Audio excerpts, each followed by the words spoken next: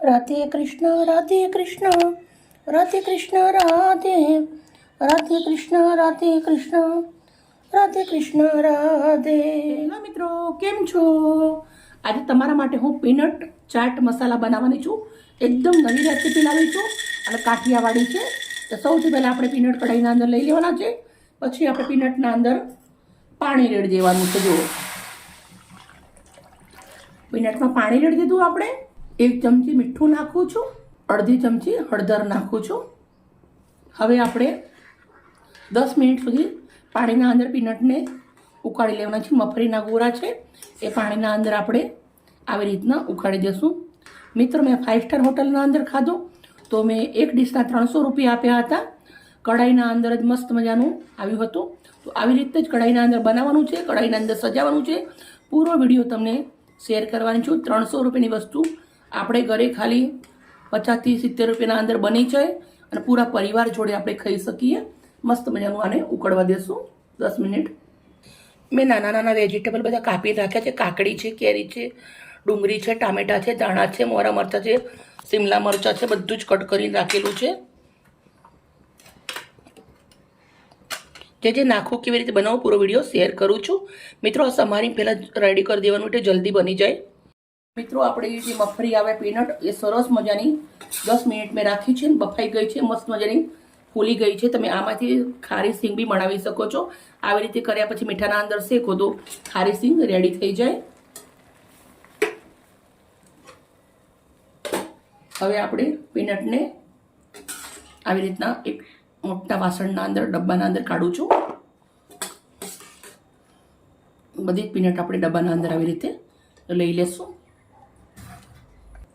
હવે આપણે પીનટના અંદર સમારેલી કાકડી નાખી દઈશું. ટામેટાં, કાકડી ટામેટાં બધું ઝીણું પહેલાં સમારી દેવાનું છે. થોડીક કાચી કેરીના ટુકડા, ઝીણી સમારેલી ડુંગળી, 2 નંગ મોરા મરચાં ઝીણા સમારેલા, બીટ સમારેલું ઝીણું, શિમલા મરચું, લીલા ધાણા, 1 ચમચી લાલ મરચું, 1 ચમચી ચાટ મસાલો, 1 ચમચી અમચૂર પાવડર, 1 ચમચી ધાણા જીરું, 1 ચમચી મીઠું. મીઠું આપણે સિંગ બાફી ત્યારે પણ નાખેલું છે. હવે આપણે અંદર માખણ નાખીશું.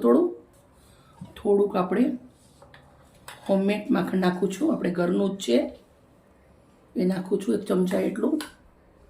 હવે આપણે અંદર એક લીંબુ નીચવાનું છે.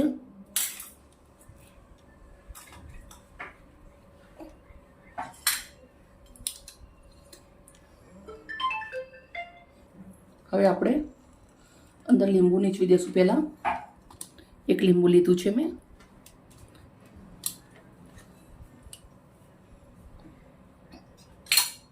હવે આપણે આને પહેલાં મિક્સ કરી દેવાનું છે.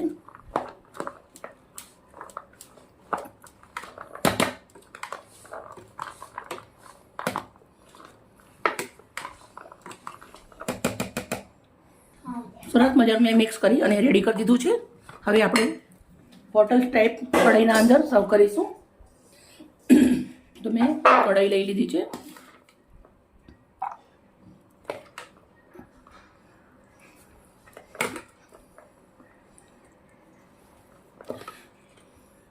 પીનટ ચાટ બની અને મિત્રો રેડી થઈ ગયું છે. મિત્રો, એકદમ સિમ્પલ છે, ટેસ્ટી છે. એકવાર જરૂરથી ટ્રાય કરજો, ઝટપટ બની જાય છે. Okay, bye. કાલે મળી નવી રેસીપી સાથે.